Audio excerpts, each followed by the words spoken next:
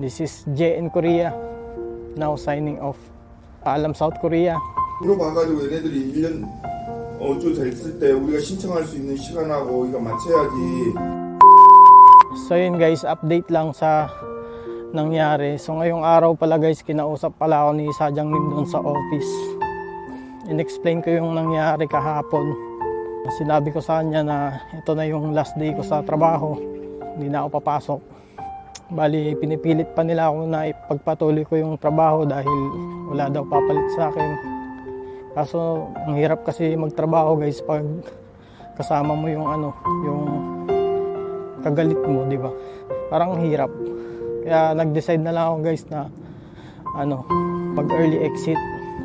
So yun na lang yung ginawa kong desisyon. Tsaka hindi na rin ako magpaparelease guys dahil ang plano ko lang talaga dito sa South Korea is tapusin ko lang yung 3 years contract.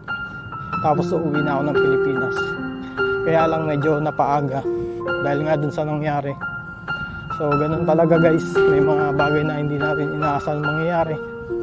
Siguro na rin guys, naniniwala ako na may magandang purpose pa rin yung nangyari na to. So itutuloy na lang natin yung ating pagbablog sa Philippines. Sana supportahan nyo pa rin ako. So ayun guys, this is JN Korea. Now signing off. Paalam South Korea. Annyeong.